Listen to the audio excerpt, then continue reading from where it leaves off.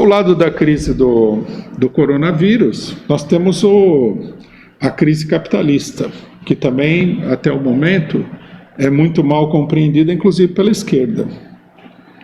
A economia mundial está entrando numa situação que não é uma situação meramente de recessão, é uma situação de paralisia, né? A tal ponto que a tendência já não é que as empresas percam dinheiro, algumas vão à falência, a tendência geral é de uma falência generalizada, porque a economia está paralisada por causa do coronavírus. Vamos entender bem. A economia já apresentava uma séria tendência à paralisação. Existe uma bolha financeira que pode explodir a qualquer momento, né? O coronavírus veio simplesmente a influir sobre uma situação já extremamente delicada. Vamos dar aqui dois exemplos que são muito significativos em relação a esse problema. O primeiro é da Alemanha. A Alemanha é o país industrialmente mais dinâmico do mundo, mais que os Estados Unidos, mais do que qualquer outro.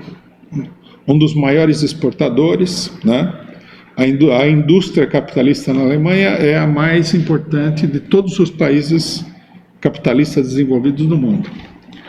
Bom, o governo da Alemanha é o governo mais fanático em defesa da austeridade fiscal.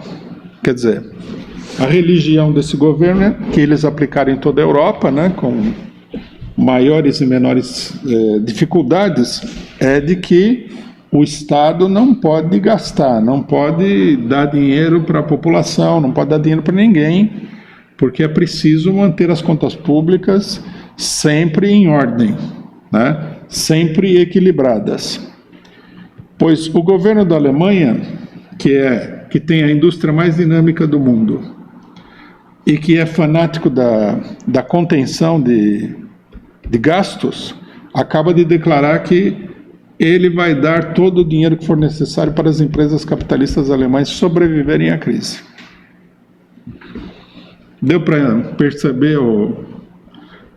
São esses dados que mostram para onde a situação está indo. Quer dizer, a indústria alemã está ameaçada de um colapso generalizado, mas tão grande, tão iminente, que o governo alemão decidiu abrir o cofre, que ele não abre nunca. Ele quase matou a Grécia de fome, para manter a disciplina fiscal, para impedir que os capitalistas todos naufraguem diante da crise econômica mundial que se abriu, com a questão do coronavírus, depois com a questão do petróleo, e várias outras questões vão aparecer ainda.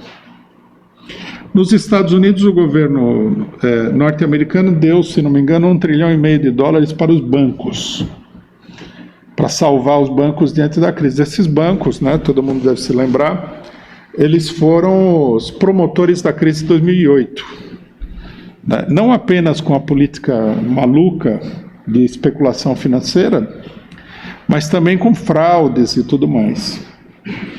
E agora, de novo, né, a população é chamada a sustentar esses bancos. Quer dizer, isso daí dá duas ideias que são fundamentais. Em primeiro lugar, a dimensão da crise. A crise é gravíssima. Né? Para que os governos façam isso que eles estão fazendo, ela já é uma crise de maior... de um potencial, pelo menos, de devastação econômica maior do que a crise de 2008.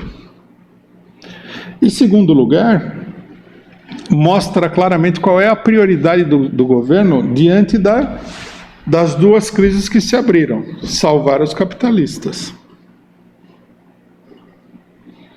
Quer dizer, a coisa toda, né, está se afunilando para uma perspectiva muito concreta, que é a seguinte: diante da crise econômica, diante da crise de saúde pública, o que estará colocado? Salvar o povo ou salvar os capitalistas? Esse problema não é novo, não é que ele apareceu agora com essa crise. Esse é um problema que já vem de muitos e muitos anos com a política neoliberal. Quer dizer, você tem uma crise do capitalismo prolongada, né?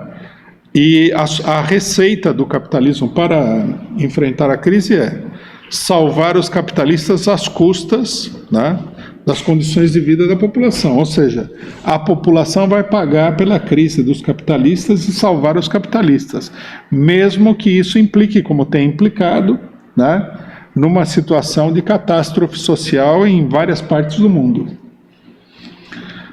Então, esse problema, que não é novo, ele adquiriu agora um caráter extremamente agudo. E é diante desse quadro político que é necessário se posicionar de uma maneira clara.